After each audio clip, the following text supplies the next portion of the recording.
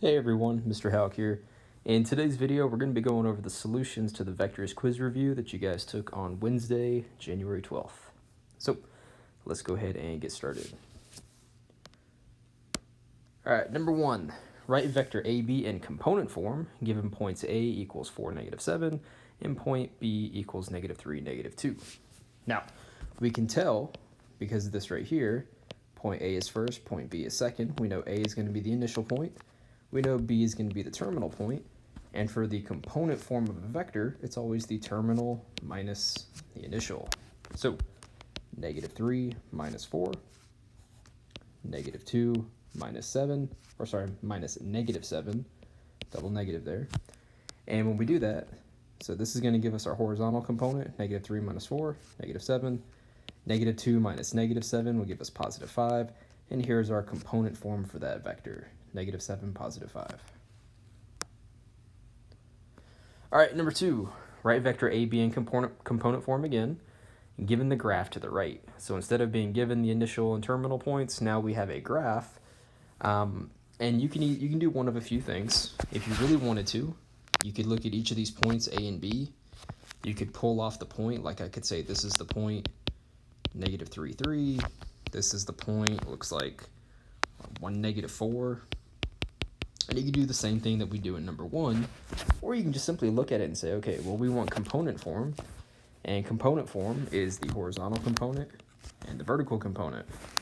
Well, if we're starting at point A and we're ending at point B, horizontally, we had to go to the right 4 times, so it's a +4 for the horizontal component. Vertically, we had to go down 7, so that's a negative, because down is a negative direction vertically. It's a -7 for the vertical component. So you can just simply look on the graph and go ahead and pull off the horizontal and vertical components, making sure that you understand your directions. Right is positive for horizontal, left is negative for horizontal, up is positive for vertical, down is negative for vertical. So just keep that in mind, and you can do the horizontal and vertical components pretty easily. All right, number 3, write vector PQ as a linear combination of the standard unit vectors, given point P is -2, 8, 5, and point Q is -4, -9, -6. So we have 2 points in 3-dimensional space. First things first, we can't write the linear combination until we have the component form of the vector. So component form, of course, terminal minus initial. So Q is the terminal point, P is the initial point, so we're going to have -4 minus -2. Then we're going to have -9 minus 8, and then -6 minus 5. Go ahead and perform those calculations. We get -2, -17, -11. Remember that for a linear combination of the standard unit vectors, the x component is I, the y component is j, and the z component is k. So we'll have -2i minus 17j minus 11k. All right, number 4, find the magnitude of vector CD, where point C is -9, 2, and point D is 6, -3. Well, if we want the magnitude of a vector, much like all these other problems, we need the component form of the vector. So we're going to do terminal minus initial again, 6 minus -9, -3 minus 2. This gives us component form 15, -5. When we have a vector in component form, the magnitude is very easy to calculate. It's just the square root of the components squared and added together. So 15 squared, that's 225. -5 squared, don't forget the parentheses around the -5, by the way, is 25. 225 plus 25 is 250. And we need to go ahead and start working on simplifying square root of 250. Well, 250 is 25 times 10. Since 25 is a perfect square, we pull that to the outside as a 5, and we get 5 squared root of 10. If you're using your calculator, you put this in the calculator here, you get a decimal, and you just match the decimal with all these answer choices, put these in the calculator, see which one gives you the matching decimal. All right, number 5. What is the magnitude of vector V if vector V is -3i plus 5j minus 6k? Again, to get the magnitude, we need to be in component form. So we take our linear combination, write it in component form, pretty easy though. negative 3, 5, negative 6. That's just the coefficients of I, J, and K. And then we do our magnitude. Square root of the component squared, add it together. Again, I'm doing this without a calculator, so this is 9 plus 25 plus 36. That gives us 70. You take square root of 70, but 70 can't be reduced any further than what we have in terms of simplifying square roots, it can't be reduced any further. So our answer is just square root of 70. All right. Number 6, find the magnitude and direction of the vector graph to the right. So again, to find magnitude and to find direction, we must have our vector in component form. Looking at this vector, you can either take the initial and terminal points, do terminal minus initial to get your components, or just look at it and find the horizontal and vertical components visually. The one thing, though, that you have to pay attention to that is easy to miss is that this graph is scaled by 2s. It's going 2, 4, 6, 8, 10. Very easy to miss that if you're not paying attention. So when we look at the horizontal component, well, to go from start to finish here, we had to go right 10. Right's a positive direction, so horizontally, right 10. Then vertically, you had to go down 4. So negative 4, since down is a negative direction. Then once you have your component form 10, negative 4, magnitude is pretty simple. Square root of the component squared, add it together. Again, I did this without a calculator. So 10 squared plus negative 4 squared, that's 116. 116 is 4 times 29. 4 is a perfect square, gets pulled to the outside as a 2. 29 is a prime number, it's not going to break down any further. Then for direction, this is where we need to be a little careful. So direction is always the inverse tangent of the vertical component, right here, vertical component, divided by the horizontal component. So inverse tangent of negative 4 over 10. Your calculator has to be in degrees, and you get negative 21.8. But let's think about this here. 10, negative 4. Positive horizontal, negative vertical. If you think about doing your own little makeshift graph here, well, positive horizontal, that's right. Negative vertical, that's down. That would put our resultant vector somewhere down here in the fourth quadrant if we started it at the origin. So we want an angle between 270 degrees and 360 degrees. So we need to take this negative 21.8, let's add 360 to it. That gives us 338.2 degrees, which, like I said, is in between 270 and 360. We'd be somewhere in the middle there. So that's how we know we needed to add 360. So that gives us our answer choices here. Notice for some reason in Socrative, we don't really know why, they keep putting these fractions here. We tried to delete them, but they keep putting them back. Ignore these little fractions here on the end. We're looking at the magnitude and the direction as a degree measure. All right. Number 7, find the direction of vector PQ if point P is 8, 4 and point Q is negative 2, 8. Just like with pretty much every problem here, let's get the vector in component form first. Terminal minus initial, so negative 2 minus 8, 8 minus 4. We get the vector components, negative 10, 4. Notice, and it's you don't want to trick yourself here. When you put when you do inverse tangent of negative 10 and 4, you're going to get negative 21.8 again. However, notice that this is going negative horizontal, positive vertical. If you go negative horizontal from the origin, and then positive vertically, we're going to wind up in quadrant 2.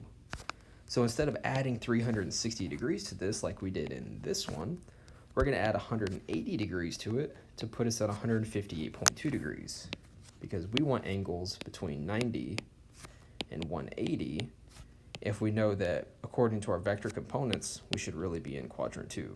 So adding 180 gets us 158.2 degrees, because again, this inverse tangent of 4 over negative 10 is going to get us this negative 21.8 degrees. We don't want this, so we add 180 to put it in the correct quadrant, which should be a quadrant 2 vector. All right. Problem number 8. vector u is 12, 7. Vector v is negative 10, negative 9. Find negative 4u plus 7v. Well, the negative 4 and the 7 are just scalars that we're going to multiply to the vectors.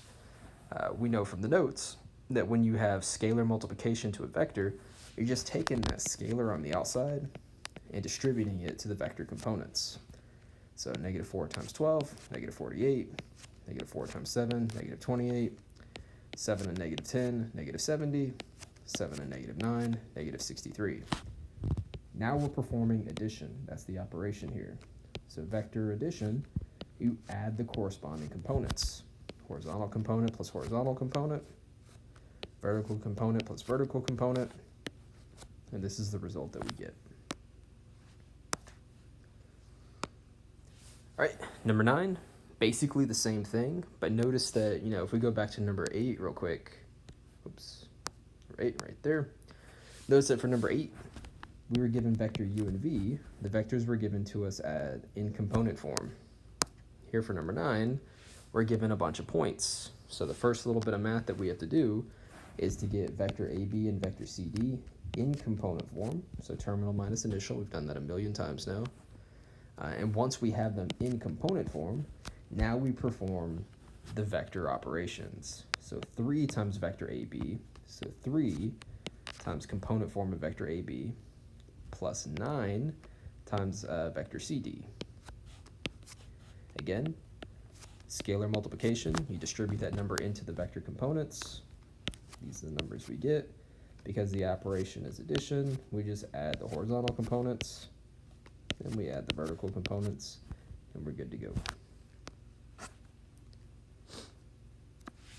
All right, number 10, what is the resultant vector of vector AB plus vector CD minus 3 times vector EF?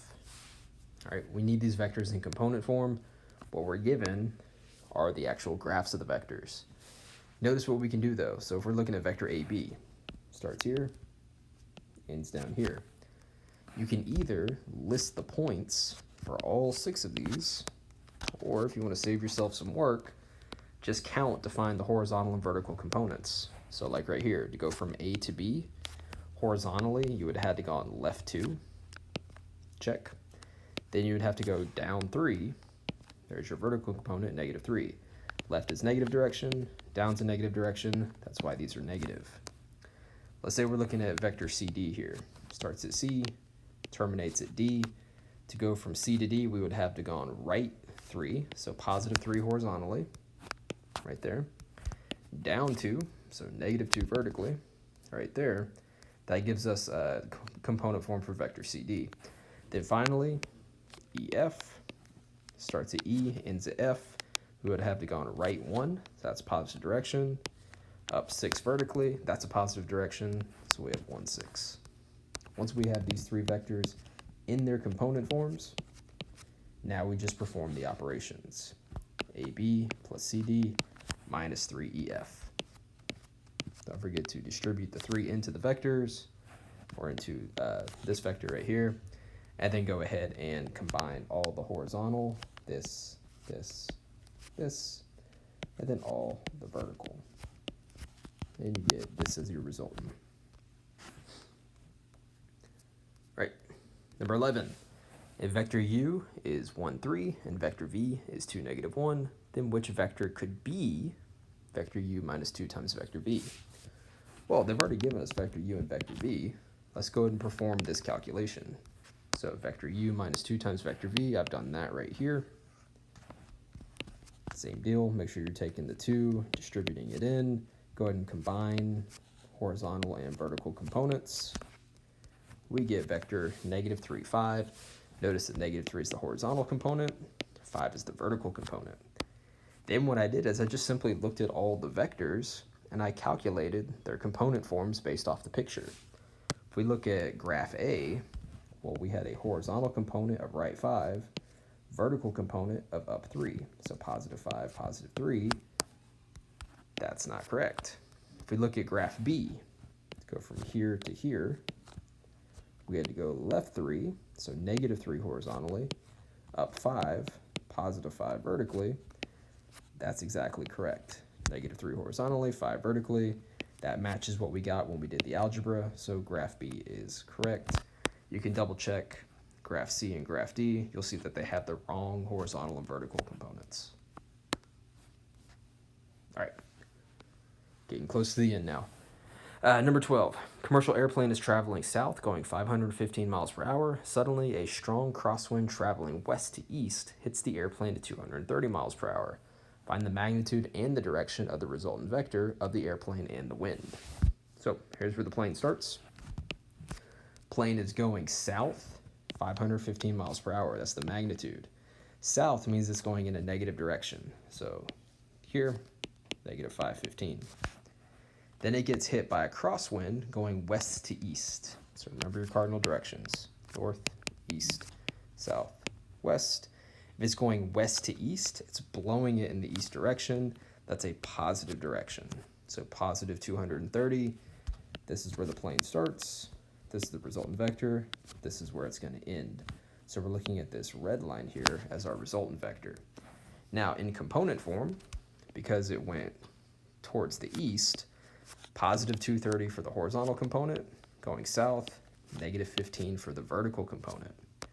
Using that vector in component form, calculate the magnitude, you get 564.03 miles per hour. Calculate the direction, inverse tangent of vertical divided by horizontal, you get negative 65.93 degrees. However, let's think about this. Positive horizontal, negative vertical. If we started this vector at the origin, positive horizontal, that's going to the right, negative vertical, that goes down, that would put us in the fourth quadrant. So we add 360 degrees to it, that gives us 294.07, and fourth quadrant should be between 270 and 360, so that makes sense. All right, number 13, select all the following that are unit vectors. All you really need to do here is remember the definition of a unit vector and then use your calculator.